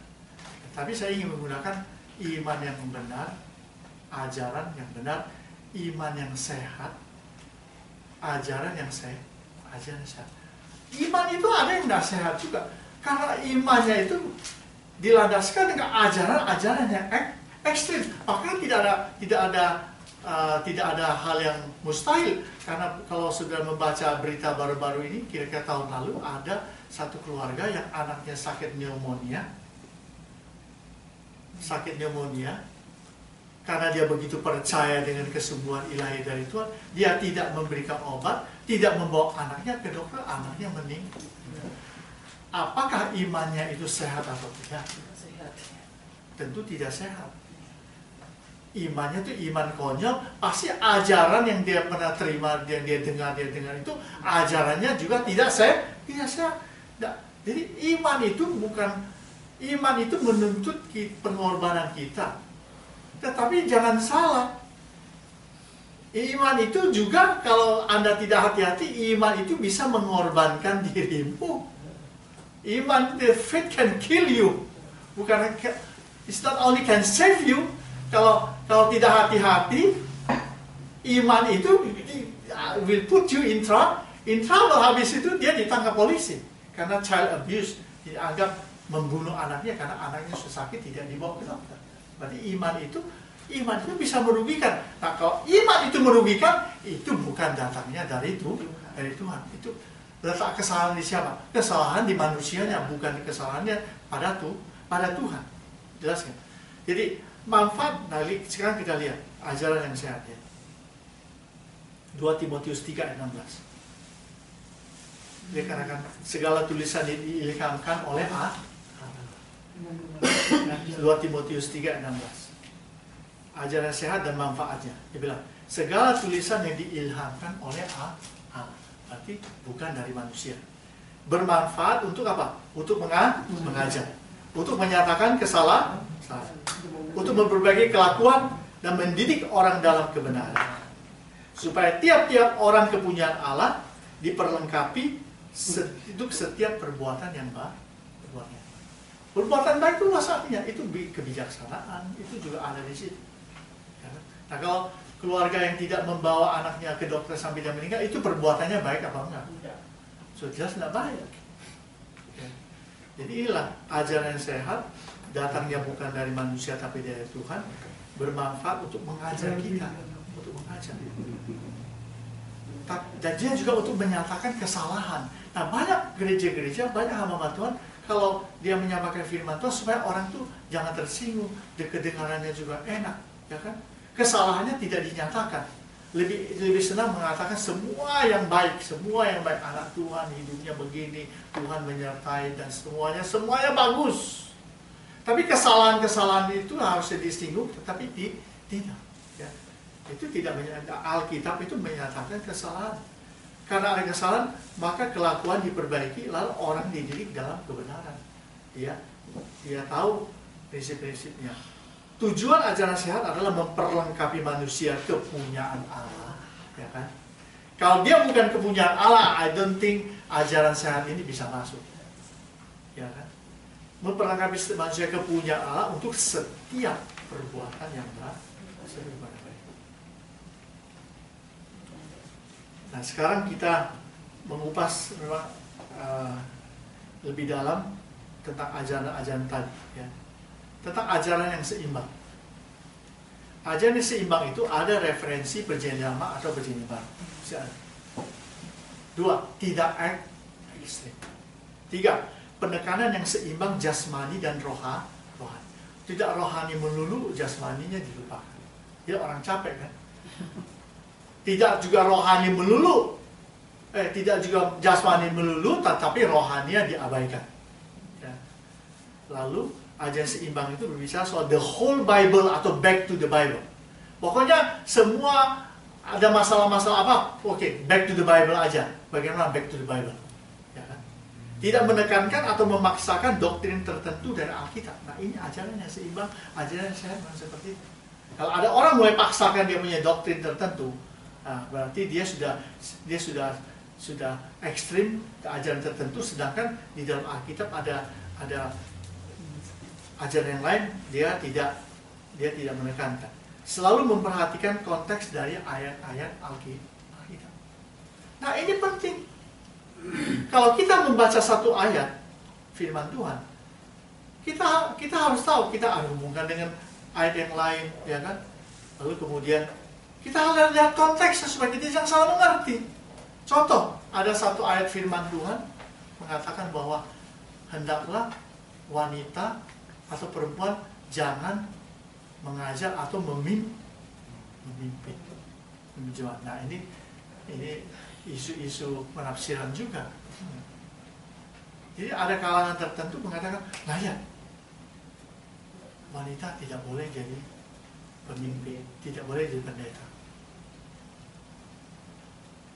Sebetulnya ayat itu harus dilihat konteks Paulus sedang berbicara dalam lingkungan apa, makanya dia mengatakan seperti itu. Lalu Paulus lagi menyinggung bahwa untuk kaum wanita kalau masuk dalam persekutuan harus duduk diam dan berkerudung. Ada kan? Bahwa perempuan itu harus berkerudung, pakai jilbab. Nah, gimana? Itu Paulus yang bicara, bukan Halim. Paulus. Terus gimana? Lalu kita Maka pendeta umumkan di jemaat, mulai minggu depan semua ibu-ibu di KIM harus pakai kerudung, pakai jilbab. Karena apa? Karena firman Tuhan mengatakan. Nah, ini repotnya kalau Alkitab sudah mengatakan, jadi orang mesti mereka kita takut apa kata Alkitab, enggak begitu. Jadi kita ngikut. Jadi ada gereja di Indonesia seperti itu. Jadi semua ibu-ibunya semua pakai kerudung. Ada itu. Pendetanya saya kenal. Ada. Nah, salah melihat konteksnya. Betul nggak? Yang sopan. Iya.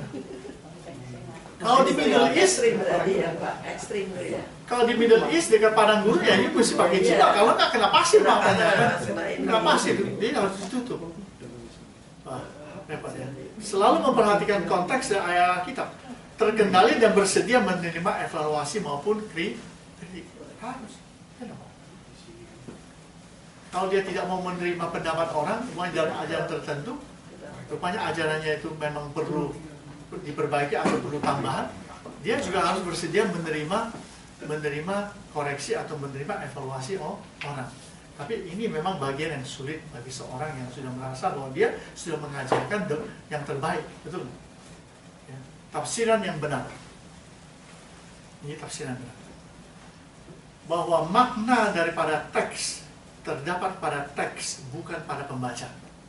Kalau saudara membaca satu ayat firman Tuhan, saudara mau memaknai ayat Alkitab itu, maknanya mesti keluar dari teks itu, bukan keluar dari saya. Betul? Kalau keluar dari saya, hanya ada dua kemungkinan, betul atau menyesatkan. Betul kan? Karena di dalam setiap teks itu ada konteksnya, kan saya bilang tadi. Nah, kalau saya memahami bahwa wanita harus pakai kerudung dalam pertemuan jemaat, kalau itu dari pemahaman saya, sudah, kalau gitu semua orang pakai kerudung. Tapi saya lupa bahwa makna itu mesti datang dari teks itu. Oleh sebab itu saya harus bongkar dia punya konteks penulisan Paulus itu. Paulus sedang bicara sama lingkungannya siapa. Itu dia bicara dengan lingkungan Middle East. Tapi lingkungan kita sekarang ada lingkungan GKI yang bukan Middle East. Ya, semua orang tidak bisa disuruh semua pakai kerudung. Jelas kan? Jadi ini penting. Makna teks selalu berhubungan dengan konteks dari teks. Penafsir memiliki paradigma yang telah diubahkan. Jelas kan? Orang yang biasa hidup dalam penderitaan, kalau baca Alkitab, selalu menafsirkan kepada penderitaan, cenderung kepada penderitaan. Makanya di dunia ketiga seperti di Thailand itu karena sana banyak penderitaan, lingkungannya banyak pertanian, betul nggak? Maka lahirlah teologi kerbau, theology of apa itu? Binatang air itu apa namanya? Ada bahasa Inggrisnya itu. Buffalo theology. Karena buffalo theology karena lingkungannya itu pertanian sawah dan buffalo itu selalu mengiring untuk menyisir tanah-tanah di sawah itu. Jadi keluarlah buffalo theology. Lalu di wilayah yang banyak sekali penderitaan, maka lahirlah teologi sawit. Teologi pembebasan. Teologi pembebasan itu dari Amerika Latin. Nah, teologi pembebasan itu menggunakan ayat firman Tuhan untuk mengadakan pembebasan masyarakat yang sedang tertindas. Contohnya menggunakan ayat firman Tuhan bahwa Musa membebaskan umat Israel dari tanah Mesir. Itu juga digunakan. Lalu pembebasan atau peperangan di tanah Kanaan. Peperangan di tanah Kanaan itu juga pembebasan tanah kan, untuk menguasai tanah Kanaan, maka diadakan peperangan. Biasanya teologi pembebasan itu menjustifikasi perang melawan terorisme, ya kan, itu pakai teologi atau ajaran pembebasan. Makanya orang-orang Katolik di Amerika Latin tidak segan-segan untuk angkat senjata melawan pemerintah yang korup, yang menindas masyarakat, yang membuat rakyatnya miskin. Dia angkat senjata untuk melawan pemerintah. Itu dibenarkan karena Alkitab dalam sejarah juga hamba Tuhan, para nabi, anak Tuhan melakukan seperti itu. Itu teologi pembebasan. Ya. Sifat-sifat dari teks Alkitab berbeda-beda. Ada yang simbolis, seperti saya katakan tadi, ada ekskatologis, ada yang naratif, yang bersifat cerita, ada yang historis, yang sejarah, ada yang sifatnya puitis, seperti kitab Mazmur, ada yang legalistik, seperti hukum Taurat. Jadi semuanya ini perlu dipahami kalau kita ingin mendapatkan tafsiran yang benar terhadap ayat-ayat firman Tuhan.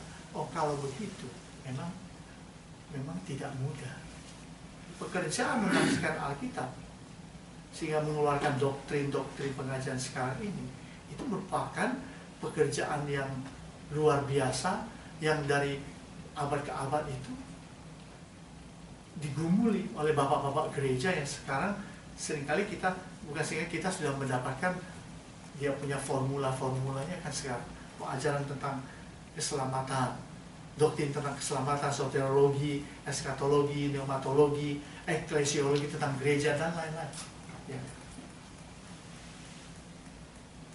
Dan ini sudah saya katakan tadi, argumentasi tentang masalah penafsiran yang hurufiah yang dapat mempengaruhi iman Kristen. Ya. 1 Timotius 2 ayat 11-12, perempuan tidak boleh mengajarkan memimpin laki-laki. 1 Korintus 11 ayat 2-16, perempuan harus pakai kerudung di persekutuan. Yakobus 5 12-15, pejabat kudus dan minyak urapan. Nah, ini menimbulkan argumentasi. Ya. Okay. Mengapa kita sering menemukan atau mendengar pengajar-pengajar Alkitab yang mengajarkan firman Tuhan ditafsirkan secara asing dan mempengaruhi iman Kristen? Mengapa kita ketemu? Karena paradigma penafsir yang mempengaruhi tafsirannya. Ya, saya bilang tadi, paradigma penafsir seharusnya lebih dahulu mengalami kenosis, pengosongan diri, sehingga yang dapat dialaminya apabila terjadi transformasi oleh pekerjaan Roh Kudus. Jadi kita harus ditransformasi dulu. Paradigma kita, worldview kita ini mesti kita ubah, sehingga kita bisa menjelaskan orang, kita bisa memahami firman Tuhan dengan benar, kita bisa mengajarkan dengan benar. Kalau paradigma kita sudah ubah, diubah oleh Roh Tuhan maksudnya. Ya. Oke. Bagaimana tentang ajaran yang berkuasa? Ajaran yang memiliki dinamika kuasa Roh Kudus, sudah jelas. Makanya sebelum ajaran itu dibawakan, seorang pengajar itu dia mempunyai kehidupan doa. Hidupnya juga mesti benar, betul nggak? Dia jangan asal pakai pengetahuannya saja, hatinya tidak begitu. Sehingga ajarannya tidak punya dinamika. Ajaran yang membawa conviction bagi pendengar. Mendengar, wah begitu ya, dia berubah, saya bertobat, saya berubah. Ajaran yang dapat dimengerti, ajaran yang memenuhi kebutuhan pendengar. Setiap pendengar itu kan datang ke gereja dengan kebutuhan, ya, memenuhi kebutuhan pendengar. Biasanya memenuhi, ya, karena selalu dikobarkan yang rohani. Ajaran yang mempermuliakan nama Tuhan. Bagaimana ajaran yang benar? Ajaran Alkitab, ajaran yang tidak menyesatkan, ajaran yang mengandung kebenaran Kristus yang mutlak, dan ajaran yang murni. Nah, ini sudah saya jelaskan tadi. Bagaimana dengan ajaran referensi? Ajaran yang didukung oleh pengajar-pengajar Alkitab lainnya. Ajaran yang didukung oleh sumber-sumber yang dapat dipercaya. Ajaran yang telah juga diselidiki oleh para teolog.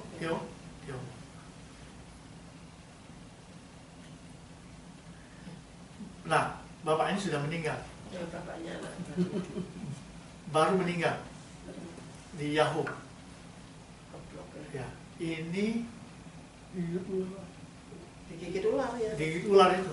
Nah, ini ular ya. Namanya pendeta Joshua apa? Saya lupa. Yahoo minggu lalu ada. Ketika dia di Yahoo, snake handler religion dies. Keluar. Ya. Oh, ini dia, Pastor Jamie Roots, third generation snake handler, died on February 15 after being bitten by a timber rattlesnakes at the Full Gospel Tabernacle in Jesus' Name Church in Millersburg, Kentucky. 42-year-old preacher refused medical attention and later died at his home But some 19 years after, a woman died at the same church from the bite of a 4-foot timber rattlesnake. 19 tahun yang lalu ada satu perempuan juga digigit oleh ular yang jenisnya sama, ya, di gereja yang sama. Nah sekarang sesudah 19 tahun kemudian pendetanya mati, dipagut oleh ular jenisnya sama. Oh iya, tidak beracun pun beracun, apalagi rattlesnake. Ular biasa aja yang di selokan-selokan tuh baik bisa mati, apalagi yang dikatakan beracun, ya. Jamie is looked upon as a father of the faith. He was being obedient and God had a plan for him. Within this tradition, they take many passages of the Bible within their theology. Everybody has an appointed time. There was not a wet eye. There was not a wet eye in the house for Jamie. There was joy in the service. Jadi waktu dia meninggal, tidak ada orang menangis, tetapi itu hanya adalah sukacita saja. Jadi ajarannya dia teruskan, ya, ajarannya teruskan dan seterusnya. Nah, tetapi berita itu mengatakan bahwa polisi datang mensita semua ular-ularnya itu karena dianggap sebagai ilegal. Jadi mudah-mudahan. Nah, jadi kita simpulkan saja, ya. Alkitab adalah firman Allah, bukan mengandung firman Allah. The Bible is the word of God, but does not means contain the word of God. Alkitab itu firman Tuhan, bukan mengandung firman Tuhan. Alkitab tidak pernah salah. Manusia yang sering membuat kesalahan dalam menuliskan, menerjemahkan, dan salah mentafsirkan. Ya, sebenarnya ada versi-versi terjemahan. Ya, NIV, NASB, ITB, KJV, New King James, dan Literary Translation. Orang Kristen yang memiliki iman yang menyelamatkan adalah mereka yang membaca firman Tuhan, merenungkan firman Tuhan, ajaran, menyelidiki firman Allah, firman Tuhan, meyakini firman Allah, memahami firman Allah, menghafal ayat-ayat firman Allah, melakukan firman Allah, kemudian membagikan firman Allah. Jadi,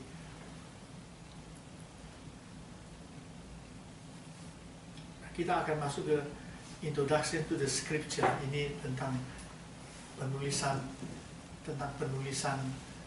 Perjanjian Lama dan Perjanjian Baru. Bagaimana ayat firman Tuhan itu ditulis, bagaimana sampai kita bisa punya Alkitab sekarang ini. Nah, ini perjalanan pengajarannya pergi ke sana. Itu akan bakal lebih menarik kalau mau mendengar. Ya. Oke, ada pertanyaan nggak di sini? Ada pertanyaan? Jadi bahwa iman yang benar mesti ada hubungan dengan ajaran yang benar. Ajaran yang benar itu hubungannya apa? Luas sekali itu. Ajarannya harus sehat. Ajaran itu tafsirannya mesti juga benar. Harus seimbang, referensif. Pak, kalau tadi Pak Halim bilang katanya ada orang yang puasa sampai 40 hari 40 malam, iya. Itu sampai mati akhirnya. Iya. Nah, itu di dalam Alkitab Musa itu melakukannya menurut betul nggak sebetulnya? Oh iya betul, karena begini. Musa itu melakukan itu ada dalam pimpinan Yahweh, pimpinan Tuhan. Nah, kalau orang itu ikut-ikutan dengan sesuatu ajaran yang betul di Alkitab, apakah itu berarti nggak betul sehingga sampai mati? Ya itu sebabnya, makanya memahami apa yang dilakukan oleh Musa itu harus dipahami dengan betul. Jangan dipahami secara hurufiah. Nah, ada nggak orang zaman sekarang, orang Kristen hamba Tuhan puasa 40 hari 40 malam? Oh banyak. Ada yang meninggal nggak? Enggak. Ada yang meninggal? Ada juga. Betul nggak? Ada banyak. Karena mereka memahaminya secara benar. Betul nggak? Nah, kalau yang hanya puasa 40 hari 40 jam, tunggu aja. Menunggu Tuhan bicara lalu hanya tidak makan. Nah, bagaimana? Jadi kalau orang berpuasa itu kan ada tujuan. Betul nggak? Dia berdoa, apa yang dia doakan kan sudah jelas.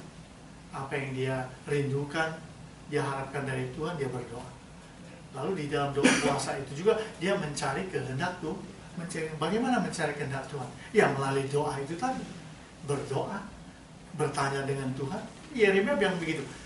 Tuhan bilang di dalam Yeremia 29, jika engkau datang dan bertanya, jika engkau berdoa dan bertanya kepadaku, maka aku akan menjawab engkau. Mengetahui kehendak Tuhan dari mana? Baca firman Tuhan. Selama orang berdoa puasa itu, dia baca firman Tuhan, dia merenungkan, betul nggak? Kalau dia mau sampai 40 hari, ya 40 hari dia jalani, dia berdoa, dia mencari kehendak Tuhan, dia mendoakan sesuatu yang dia butuhkan, dia rindukan, yang dia ingin capai, dia doakan, lalu dia mencari kehendak Tuhan, dia membaca firman Tuhan. Itulah makanan rohani. Itulah yang membuat dia kuat, dia bisa bertahan berdoa sampai sekian lama. Ya kan? Ada yang juga sampai minum, tiap hari dia harus minum. Ya kan? Supaya tenggorokannya tidak kering dan dia bisa berdoa. Dia minum jus sehingga dia kuat, tapi dia tidak makan. Begitu. Nah, di Korea orang berpuasa 4 bulan 4 malam itu bukan rahasia umum. Itu sudah sangat biasa. Saya dari cerita dari uraian Bapak itu yang saya tuh kagum ya, Tuhan Yesus tuh kan dia tuh Allah. Dia tuh kan yang ini dia patut dia dimuliakan, dia disembah, tapi dia tidak melakukan semua dihidupkan. Iya. Itu yang saya tuh benar-benar kita harus akui itu. Tapi pendeta sekarang spektakuler buat dirinya dia sendiri, tapi Tuhan itu begitu, aduh, bijaksana. Ya. Dia mau menyembuhkan orang sakit apapun kan bisa. Yang mati aja bisa dibangkitkan, apalagi hanya penyakit-penyakit itu. Dan dia kan sebenarnya dia memang dia Allah kan Pak. Dia pun adalah Allah. Ya kamu sih tapi kok memberi free will kita untuk ya kamu mau ikut aku apa enggak urusan kamu. Jadi sesudah dia menjadi manusia itu berarti Yesus tidak menggunakan dia punya hak lagi sepenuhnya sebagai Allah. Sudah kealahannya dia kan tinggalkan. Filipi 2 ayat 1 sampai 10 itu dia tinggalkan. Ya, jadi dia tidak bertindak sebagai Allah itu. Di mana dia berdiri, dia tidak ada di tempat lain kan. Kalau Tuhan itu di mana di sini, dia tidak ada di tempat lain. Karena Maha Kuasa Maha Adil. Meninggal baru ya Pak ya. Begini Pak, kalau saya katakan saya percaya pada Yesus, kemudian saya menjadi orang Kristen ya Pak ya seumur hidup. Tapi saya juga atau personal reason, saya juga percaya gitu bahwa Yesus itu bukan satu-satunya jalan gitu loh. Apakah itu akan mempengaruhi keselamatan saya Pak? Sudah jelas. Satunya jalan. Sudah jelas. Orang yang diselamatkan itu adalah orang yang percaya kepada Yesus sebagai satu-satunya Tuhan dan Juru Selamat dunia dan Juru Selamat pribadi. Itu kan sesuai dengan Yohanes 14 ayat 6. Dia bilang, akulah jalan dan kebenaran dan hidup. Tidak seorang pun yang dapat datang kepada Bapa kalau tidak melalui aku. Nah, kalau Bapak percaya bahwa di dalam ajaran lain-lain juga bisa membawa kepada keselamatan, bisa masuk ke surga, berarti Bapak menyangkali Yohanes 14 ayat 6 dengan Kisah Para Rasul 4 ayat 13. Kisah Para Rasul 4 ayat 12. Dia bilang, dan keselamatan tidak ada di dalam siapapun juga selain di dalam Dia. Sebab di bawah kolong langit, dia bukan di bawah pemerintah Amerika, di bawah kolong langit ini tidak ada nama lain yang olehnya kita dapat diselamatkan. Kalau orang itu percaya bahwa ajaran-ajaran agama lain bisa menyelamatkan, pokoknya ada yang lain bisa menyelamatkan, berarti dia menyangkali kepribadian Yesus sebagai satu-satunya Tuhan dan Juru Selamat dunia. Saya pernah berantem tuh Pak sama majelis PKI. Jangan. Enggak, soalnya dia ngotot, lu kamu ngomong gitu berarti orang yang enggak dengar Tuhan Yesus yang selamat cuma yang kenal dia. Ya iya saya. Iya, karena Alkitab mengatakan, jadi ibu harus mengatakan saya punya pandangan seperti ini karena Alkitab yang memberitahu kepada saya, itu bukan dari diri saya. Soalnya dia kan waktu itu mimpin persekutuan doa Pak, ya kan nggak bisa nyesatin dong Pak kayak gitu. Untuk orang-orang seperti itu bukan hanya dia, ada tokoh-tokoh agama, tokoh-tokoh dalam kekristenan juga yang sudah sangat terkenal, yang sudah dikenal dan terkenal, itu pun punya pandangan seperti itu, etika global, pandangan orang pasca modern. Orang pasca modern berpandangan bahwa di dalam ajaran kita dapat menemukan kebenaran Kristus, keselamatan di dalam ajaran agama lain. Jadi Yesus bukan jalan satu-satunya kepada keselamatan. Dari another way. Saya cuma pegang itu aku ajaran kebenaran. Iya. Satu lagi Pak, umpama nih Pak, di satu tempat yang terpencil ya Pak ya, nggak ada orang yang datang memberitakan Injil, kecuali taruhlah saksi Yehova gitu, yang ada di situ. Nah, kemudian orang-orang yang di daerah terpencil itu otomatis kan jadi Kristen karena saksi Yehova. Jadi mereka turun-temurun ya ngikutin ajaran saksi Yehova, dia nggak tahu ajaran yang benar gitu Pak. Nah itu bagaimana Pak? Saya rasa ini bukan pertanyaan. Soalnya ya, karena ini pertanyaan ini tidak berdasarkan fakta. Dan setiap orang bisa membuat sesuatu pertanyaan yang saya nggak bisa menjawabnya dengan betul. Ngerti nggak? Nah, sekarang contohnya, Pak, bagaimana Pak? Ini mobil saya rusak di hutan. Mobil saya Mercedes-Benz buatan Jerman. Lalu di sana tidak ada bengkel, tidak ada montir, tetapi ada satu orang, dia adalah seorang montir, tapi montir sepeda. Bagaimana Pak? Jadi saya ini sedang membuat sebuah pertanyaan yang Anda tidak bisa jawab. Ngerti nggak? Jadi maaf, saya minta maaf bahwa ini bukan pertanyaan, karena pertanyaan ini memang saya nggak bisa jawab. Itu bagaimana? Karena kalau saya mengatakan kalau gitu ya sudah, ikutilah saksi Yehova. Saksi Yehovanya tidak percaya Yesus sebagai Tuhan. Tapi kan bisa juga Pak, dia cerita tanya gitu di hutan, berarti kita tahu tempatnya loh. Ya itu tugas kamu loh nginjilin. Tapi kalau maaf, kalau Bapak bertanya begini, ini di hutan, orang suku-suku, mereka tidak pernah ada orang memberitakan Injil kepada dia. Terus bagaimana dia bisa selamat? Nah, itu ada di dalam kitab Roma mengatakan kalau ada orang yang tidak pernah mendengarkan tentang kebenaran itu, ya kan, dirinya itu menjadi hukum Taurat. Jadi Wahyu di Wahyu Pak ya, ada Roma 14. Roma 14. Ya, jadi hati nuraninya itu yang menjadi hakim untuk dirinya sendiri. Karena even orang-orang itu yang belum pernah tahu tentang agama, tentang Injil pun, dia tahu apa yang jahat dan apa yang baik, apa yang harus dibuat, apa yang tidak boleh dibuat. Tetapi kenyataannya bahwa dia adalah manusia berdosa yang kecenderungannya melakukan yang tidak baik. Terus bagaimana, selamat atau enggak? Nah, Anda sudah tahu. Dia di Wahyu waktu Bapak pernah ngomong kan, berarti Injilin sesuai dengan buku kehidupannya masing-masing maksud. Itu ada kan? Ya, itu mencatat perbuatan-perbuatan. Ya, betul. Jadi orang itu punya hati nurani. Dia punya hati nurani. Ya, istri saya suka tanya begitu, terus saya jawabnya begini, tanya aja sama Tuhan kalau udah ketemu. Gitu. Telat dong. Ya, jadi ya, bukan urusan nyasar. Jadi kita harus hati-hati. Apa surga nunun terlalu katut.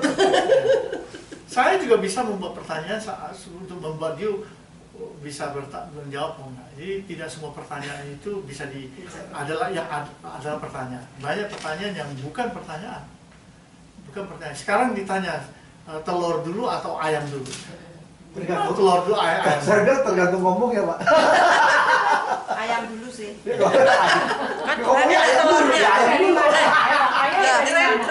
Tuhan menciptakan telur ayam apa? Ayam dulu. Enak telur.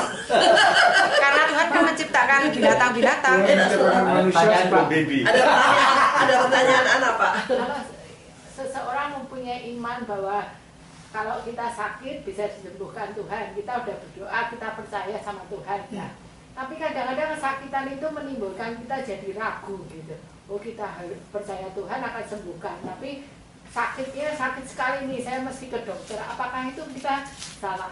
Ya, itu ke dokter nanti saya mati anaknya. Punya iman, tapi dipaksakan, memaksakan diri dan tidak bijaksana.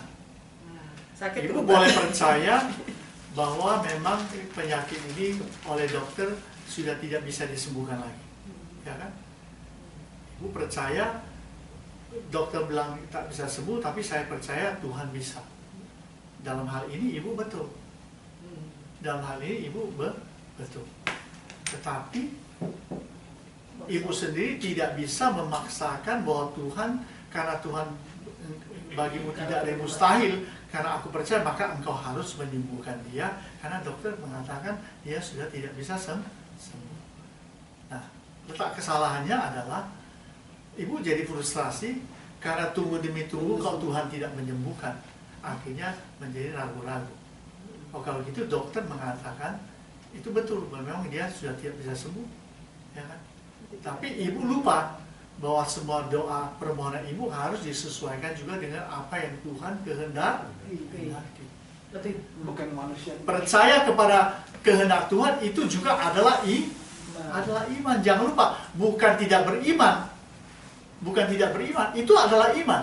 Kan banyak kita doakan orang yang sakit terminal tapi ujungnya akhirnya dia tidak sembuh. Lebih baik minta kekuatan Tuhan untuk bisa nanggung sakitnya. Nah iya, lebih baik menyerah dan melihat apa yang Tuhan kehendaki sehingga tidak frustrasi. Dinikmati. Sehingga tidak frustrasi. Karena manusia memang begitu, dia ingin supaya Tuhan menjawab. Tapi memang kita harus akui banyak orang yang memang sudah tidak bisa disembuhkan dokter, dia beriman kepada Tuhan, bagi Allah tidak mustahil, Tuhan sembuhkan dia. Nah, jadi ada, banyak, bukan ada lagi. Pak, saya pernah mikir begini Pak ya, kenapa kalau ada orang sakit, terus dia berdoa kadang-kadang bisa sembuh ya, selalu, tapi kan bisa ya, tanpa dokter. Saya juga pernah mengalami begitu, itu pernah di ronsen harus surgery, tapi pada waktu mau ke dokter, saya berdoa dulu, terus tiba-tiba saya punya keyakinan jangan ke dokter nanti sembuh, dan sembuh setelah 3 tahun gitu. Ya. Tapi kasus itu banyak terjadi ya, tapi tidak selalu begitu dan tidak selalu saya tidak ke dokter. Tapi kalau gigi itu tidak pernah ada Pak. Bolong terus berdoa bisa nambah sendiri. Itu saya mikir-mikir kenapa begitu? Itu mujizat. Jadi pas kan? Nggak pernah saya lihat yang nyata ada gigi bolong terus berdoa terus nambah sendiri. Tapi faktanya ada orang percaya seperti itu. Ya tapi kan. Enggak Pak, saya kira saya nyambung. Gigi bolong sakit tapi dia nggak sakit gitu loh. Bolong tapi nggak sakit. Jadi kalau nambah sendiri itu nggak bisa loh. Nambah sendiri nggak bisa, tapi masih penyakit. Penyakit tapi nggak sakit. Masa Tuhan hanya kasih supaya udahlah lubang yang itu ada, tapi anak tidak sakit. Enggak ketutup tapi nggak sakit, dia nggak tahu. Jadi sebetulnya tapi